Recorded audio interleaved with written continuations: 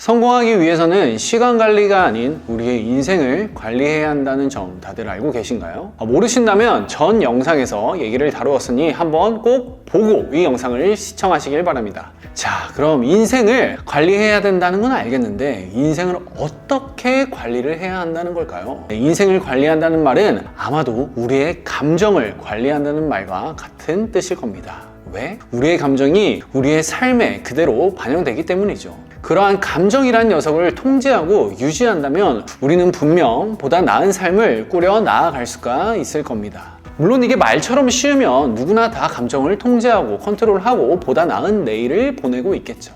하지만 대부분의 사람들은 저 포함 본인의 감정을 잘 컨트롤하지 못하고 있습니다. 그 이유가 뭘까요? 저는 이 감정이라는 걸 컨트롤하기 위해서 긍정적인 시선으로 세상을 바라보고 늘 노력하고 있죠. 지금도 그러고 있고 매일 아침마다 긍정 확언도 하고 있습니다. 근데 그렇다 하더라도 저 또한 사람인지라 너무 많은 일과 이 업무에 치이다 보면 당연히 피로가 쌓이기 시작하고 피로가 쌓이면 몸도 지치다 보니까 부정적인 생각이 자연적으로 좀 피어나는 것 같아요. 그렇게 되면 또 이 감정이라는 놈에게 영향을 받고 지배당해서 다시 예민해지고 일에 악영향을 또 미치게 되고 더 나은 내일이 아닌 더 못한 내일을 보내게 될 때가 많죠. 우리가 너무 바쁘게 살다 보니까 시간 관리만 하려고 하고 본인의 인생 관리를 놓치게 되는 것 같아요. 마치 저글링을 하는 것처럼 중간에 멈추면 끝이라도 나는 것 마냥 인생을 계속 달려나가고 있는 거죠.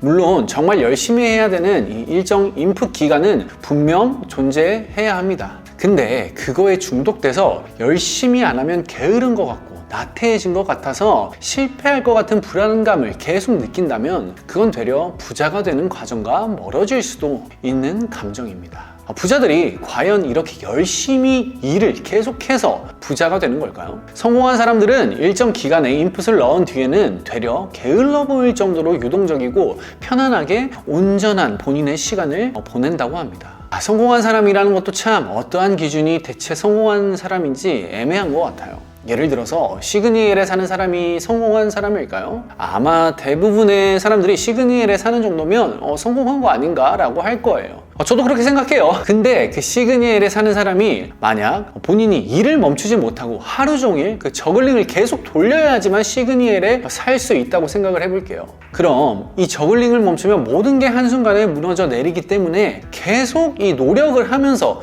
이 시그니엘에 살아야 되는 거죠. 이게 과연 성공한 삶일까요? 차라리 그럴 바에 그냥 평범한 경기도권의 아파트를 사서 편안하게 보내는 게 더 성공한 삶 아닐까요? 어떤 일을 내가 멈추더라도 계속 그 환경에서 살아갈 수 있도록 이제 우리는 우리가 힘들게 하고 있는 일을 누군가에게 위임할 줄도 알아야 되는 거죠.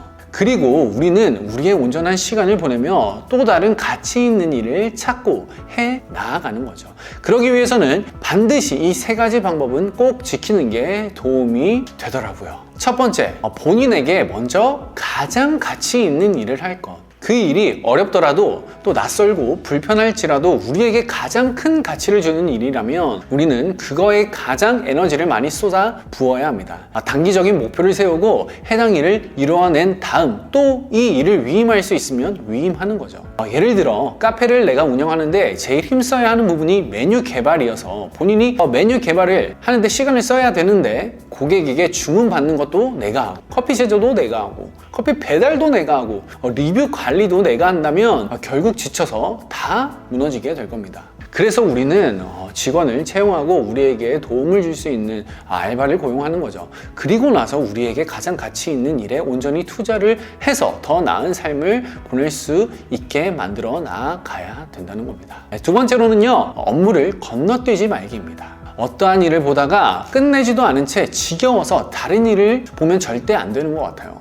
저도 구매 대행 일을 하다 보면 오늘은 일본 상품을 판매하는 날인데도 불구하고 일본에서 판매할 상품을 막 찾다가 이게 지겨워지면 갑자기 중국 사이트 들어가서 중국에서 판매할 물건을 막 또 찾고 또 그게 지겨워지면 유럽 사이트 들어가서 유럽에서 판매할 상품 막 찾고 그럴 때가 있어요. 근데 이렇게 되면 절대 안 된다라는 거죠. 처리해야 할 일에서 벗어나는 순간 결국에 다시 그 일을 하기 위해 되돌아와야 되는 시간이 또 소비가 되고, 여기서 우리는 또 지치게 돼서 부정적인 감정에 휩쓸리게 될 가능성이 매우 높다라는 거죠. 그렇게 되면 우리는 또 우리 감정에 휩쓸리게 되고 맙니다. 세 번째는요, 끌려다니지 말기예요. 우리가 명확한 계획과 목표를 세우지 않으면 분명 누군가에게, 타인의 계획과 목표에 끌려다니게 될 겁니다. 누군가의 계획의 일부가 되지 않기 위해서는 단호하게 거절도 할 줄 알아야 하고요. 누군가가 우리에게 절박하게 도움을 요청할 때 이게 진짜인지 가짜인지 구분할 정도의 우리는 시각을 가질 필요도 있습니다. 지속적인 시간 소모가 발생할 수 있는 일로부터 우리는 우리를 보호해야 하고 판단도 내릴 줄 알아야 된다는 거죠.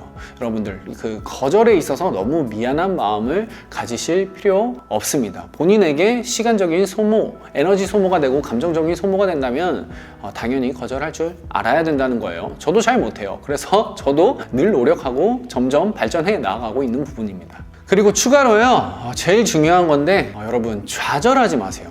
좌절은 더 심한 좌절감만 불러올 뿐입니다. 감정과 자신을 동일화하시지 마시고, 만약에 부정적인 감정이 이렇게 치밀어 오를 때 있잖아요. 막 분노가 치밀어 오를 때, 그럴 때는 이 부정적인 감정과 본인이 별개라고 생각을 해보시길 바랍니다. 이 감정과 나는 별개야, 이렇게 그냥 말도 안 되는 생각을 한번 해보는 거예요. 그럼 그 부정적인 감정의 에너지가 분명 조금 더 빨리 사그러들게 될 겁니다. 진짜 양자학적으로 보면 진짜 에너지 열이 그렇게 좀 주는 게 보인다고 하더라고요. 뭐 과학자가 아니니까 정확한 이 과학적인 그건 모르지만 정말로 제가 해본 결과로 따르면 효과가 있습니다. 그래서 늘 3인칭의 관점에서 나를 바라보고, 또 이런 분노가 치밀어 오르고 부정적인 감정이 치밀어 오를 때는 나와 이 감정을 분리해서 보시길 바랍니다. 이렇게 되면 여러분들이 보다 감정을 컨트롤할 수 있게 되고, 감정을 컨트롤하면서 본인의 인생을 컨트롤할 수 있게 되리라고 생각됩니다. 여러분들의 시행착오는 늘 오늘까지이시길 진심으로 응원하고요. 제 영상이 도움이 되셨다면 구독과 좋아요 부탁드릴게요.